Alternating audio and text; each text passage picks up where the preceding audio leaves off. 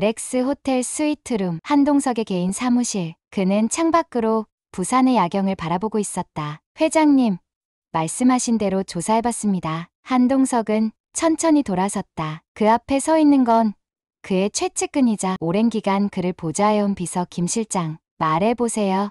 김 실장은 서류를 내밀었다. 현재 술도가는 심각한 자금난에 빠져 있습니다. 은행 대출 연장이 거절되었고 15억 원의 빚을 변제하지 않으면 법적 절차가 진행될 겁니다. 한동석은 서류를 넘겨보며 미간을 좁혔다. 대출 거절 사유는 기존의 신용등급이 갑자기 하락한 데다 외부 감정 평가에서 자산 가치가 낮게 책정됐습니다. 하지만 조사해본 결과 감정평가 기관이 독고탁과 연관된 곳이었습니다. 한동석의 표정이 싸늘하게 변했다. 역시 독고탁이 움직였군. 김 실장은 이어서 보고했다. 그리고 독고탁은 은행뿐만 아니라 유통 경로까지 차단하려는 움직임을 보이고 있습니다. 일부 바이어들에게 압력을 넣어 술도가와의 계약을 철회하도록 유도한 정황이 포착됐습니다. 한동석은 천천히 손가락을 두드리며 생각에 잠겼다. 독고탁이 단순히 술도가를 차지하려는 게 아니라 완전히 무너뜨릴 생각이군. 잠시 후 그는 천천히 입을 열었다. 이제 마광숙을 도울 방법을 찾아야겠군. 술도가 사무실, 쌓여있는 서류와 빚 독촉장들.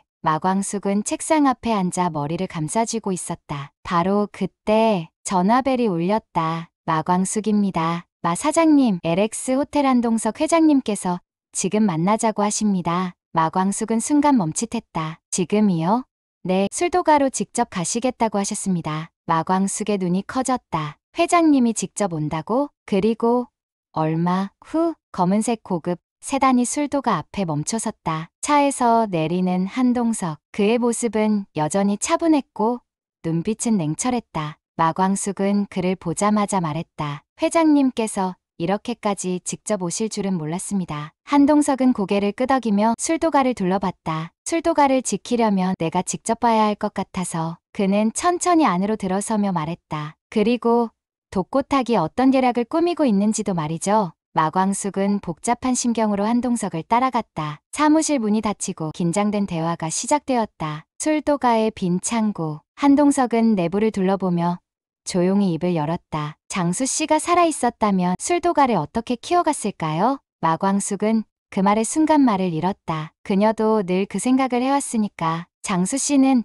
전통주를 현대적으로 발전시키는 걸 꿈꿨어요. 하지만 지금 술도가는 한동석은 잠시 생각에 잠겼다. 더 이상 과거에 머물러 있을 수는 없어요. 그는 마광숙을 바라보며 단호하게 말했다. 술도가를 단순한 전통 양조장이 아니라 새로운 브랜드로 만들 생각은 없나요? 마광숙은 눈을 깜빡였다. 새로운 브랜드요?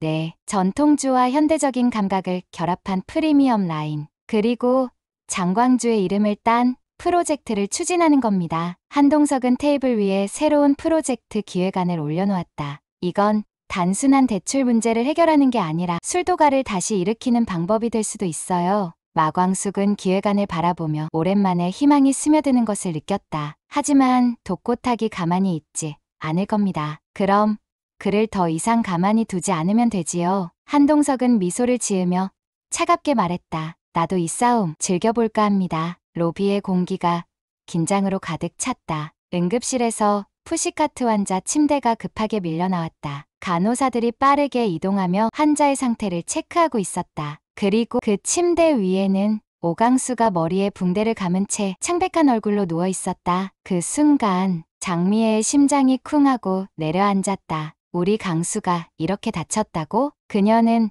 반사적으로 한 걸음 내디뎠다. 그러나 그 이상의 발걸음은 떼지 못했다. 어머니, 저 가볼게요. 조금 전 한결이 남긴 말이 머릿속을 울렸다. 그녀는 스스로를 붙잡았다. 아니야, 나는 엄마가 아니야. 그녀는 떨리는 손으로 가방끈을 꽉 쥐었다. 눈앞의 풍경을 계속 바라볼 수 없을 것 같았다. 그러나 다친 아들을 보고도 아무것도 할 수 없는 현실이 그녀를 더 아프게 만들었다. 그때 장미애 씨, 나 지금 목소리. 장미애는 화들짝 놀라며 고개를 돌렸다. 마광숙이었다. 서로를 마주한 순간 공기가 얼어붙었다. 마광숙은 장미애를 발견하자 눈썹을 살짝 찌푸렸다. 여기서 뭐 하고 계세요? 장미애는 당황했다. 아, 그냥 일이 좀 있어서요. 그런가요? 마광숙은 어딘가 의심스러운 눈빛으로 그녀를 바라보았다. 진해까지 와서 병원 로비에서 시간을 보내고 있다고? 순간 병원 직원이 바쁘게 뛰어가며 말했다. 오강수 씨 보호자분들 병실로 이동해 주세요. 장미애는 숨을 죽였다. 그러나 마광숙의 시선은 그녀에게서 병실 쪽으로 옮겨가 있었다. 죄송해요. 저 먼저 가볼게요. 마광숙은 더 이상 장미애를 신경 쓰지 못하고 병실로 향했다. 그녀가 사라지자 장미애는 힘없이 벽에 기대섰다. 병실까지 따라가야 할까? 아니지.